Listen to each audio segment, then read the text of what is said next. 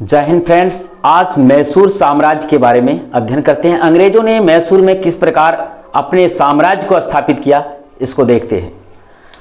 मैसूर में ओडियार वंश का साम्राज्य था और वहां का संस्थापक यदुरैया ओडियार थे। यदुरैया ओडियार और राजा थे कृष्णराज द्वितीय। जिस समय मैसूर में हैदर अली जो एक साधारण सा परिवार से थे, वो किस प्रकार से अपने एक सैनिक से वो राजा बने, उसकी कहानी देखते हैं। कृष्णराज द्वितीय की राजधानी श्रीरंगपट्टनम थी। श्रीरंगपट्टनम थी। उसी समय हैदर अली कृष्णराज द्वितीय के दरबार में एक सैनिक के हैसियत से वो प्रवेश लिए। एक सैनिक के हैसियत से उस समय कुछ उसका बड़ा पद उसे नहीं मिला था। एक सैनिक के हिसाब से वो पहुंचे थे वहां पर। हैदर अली का वास्तविक और नाम जो है शम्स उल मुल्क आमिर उद दौला हैदर अली नायक। देखिए इसका नाम कितना बड़ा है, शम्स उल मुल्क आमिर उद दौला हैदर अली नायक, ये उसका पूरा नाम था। उनके पिता फतह मोहम्मद अफगान जाति के थे और वो एक फकीर थे। कोई बड़े परिवार से वो नहीं थे, एक फकीर थे। कोई शाहजादा नहीं था, मात्र एक फकीर थे। और फकीर से उनके पुत्र को देखिए एक शासक बन गए, वो मैसूर का शासक। हैदर अली की पारिवारिक स्थिति उतनी अच्छी नहीं थी, जिसके कारण उसके पिता उसको पढ़ा नहीं सके और इसी कारण वो एक अनपढ़ शासक बने। पढ़े लिखे नहीं थे, अनपढ़ शासक थे हैदर अली सबसे पहले डिंडीगल में एक प्रधान के फौजदार के पद पर नियुक्त हुए और धीरे धीरे यही क्रम चलता रहा और 1761 ईस्वी में मैसूर का वास्तविक रूप से वो शासक बनने में सफल हुए। उसके बाद बैदनूर, उन्होंने जो शासक बने तो बैदनूर का युद्ध लड़ा। बैदनूर का युद्ध 1763 ईस्वी में लड़ा गया और बैदनूर युद्ध लड़ने के उपरांत उन्होंने बैदनूर नगर का नाम ही बदल दिया और हैदर अली कर दिया। क्या नाम रख दिया? हैदर नगर। नाम बदल के अपने ही नाम पर हैदर नगर कर लिया। उसके बाद देखिए मराठों के साथ उनका संघर्ष चला। 1764 ईस्वी में पेशवा माधवराव ने मैसूर पर आक्रमण कर दिया और जब मैसूर पर आक्रमण किया तो उसकी स्थिति, और मैसूर आक्रमण करने से हैदर अली का स्थिति खराब हो गया और उनके साथ 1765 में एक संधि करना पड़ा, जिसमें 28 लाख रुपया उसको देना पड़ा। तब वो मराठा शांत हुआ।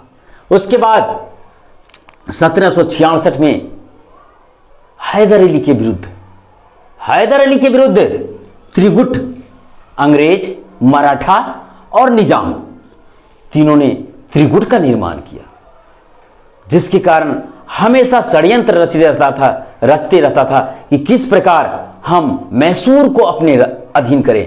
यह अंग्रेजों का हर समय चाल था कि अंग्रेज, मैसूर एक शक्तिशाली साम्राज्य है, उसको हम अगर अपने अंतर्गत कर लें तो दक्षिण भारत में मेरा एक आधिपत्य हो जाएगा और वहां मेरा शासन चलेगा। इसके लिए अंग्रेजों ने मैसूर के साथ 4 युद्ध लड़े। पहले 2 युद्ध में तो हैदर अली खुद नेतृत्व किए, परंतु अगले 2 युद्ध में उसके पुत्र टीपू सुल्तान ने साहस के साथ लड़ा, जिसके टीपू सुल्तान को शेरे मैसूर ऐसे ही नहीं कहा जाता, वो उन्होंने ऐसा कर दिखाया। और आंग्ल मैसूर युद्ध, प्रथम आंग्ल मैसूर युद्ध 1767 से 1769 ईस्वी में लड़ा गया। परिणाम क्या हुआ? हैदर अली की जीत हुई, अंग्रेज की हार हुई। जनरल गवर्नर उस समय वेरेलस्ट थे और उसके बाद एक संधि हुई जिसे मद्रास की संधि कहा जाता है। यह 1769 ईस्वी में हुआ।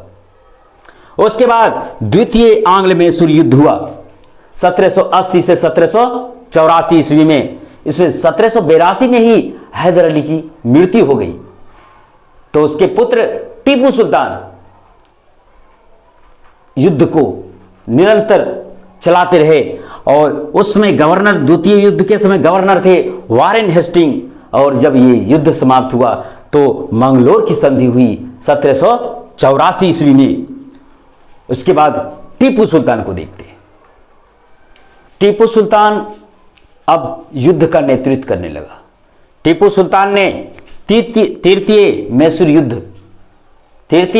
युद्ध जो 1790 से 92 ईस्वी में लड़ा गया, जिसमें टीपू सुल्तान की पराजय हो गई। टीपू सुल्तान की पराजय हो गई, अंग्रेजों की जीत हुई। कॉर्नवालिस के नेतृत्व में, जब गवर्नर जनरल था कॉर्नवालिस, और उसके बाद उसे एक संधि करना पड़ा जिसे श्रीरंगपट्टनम की संधि कहा जाता है। यह 1792 ईस्वी में हुआ। उसके बाद फिर चतुर्थ मैसूर युद्ध जो अंग्रेजों के साथ लड़ा, उसमें टीपू सुल्तान ने बहुत ही बहादुरी से लड़ा।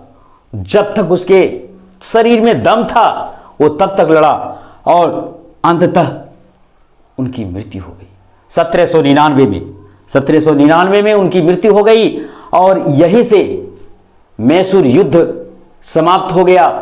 अंग्रेजों की, उसमें अंग्रेज का गवर्नर था वेलेस्ली, उन्होंने इस युद्ध को जीत लिया और मैसूर को अंग्रेज साम्राज्य में मिलाने का काम भी पूरा हो गया। क्योंकि इस युद्ध के बाद मैसूर में, संपूर्ण मैसूर में अंग्रेज का ही साम्राज्य स्थापित हो गया। कुछ और जो उपलब्धियां हैं टीपू सुल्तान के, उसके बारे में भी जान लेते हैं। टीपू सुल्तान शेरे मैसूर के नाम से जाने जाते हैं। शेरे मैसूर, टीपू सुल्तान, टीपू सुल्तान शेरे मैसूर। दूसरी, टीपू सुल्तान के पिता तो हैदर अली थे। इन तो हैदर अली जो पहले और दूसरे युद्ध का नेतृत्व किए थे, उसको रॉकेट का जनक टीपू सुल्तान को कहा जाता है।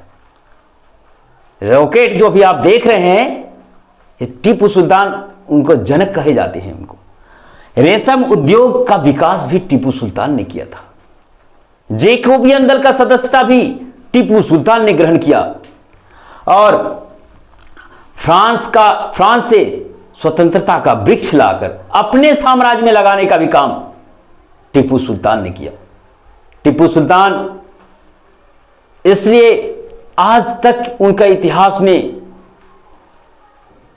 जब भी पढ़ते हैं, टीपू सुल्तान एक शेर की तरह उनका जज्बा था और वो बना रहा। जिस प्रकार वो लड़ते लड़ते, अंग्रेजों से लड़ते लड़ते वो वीर गति को भी प्राप्त कर गए। जय हिंद।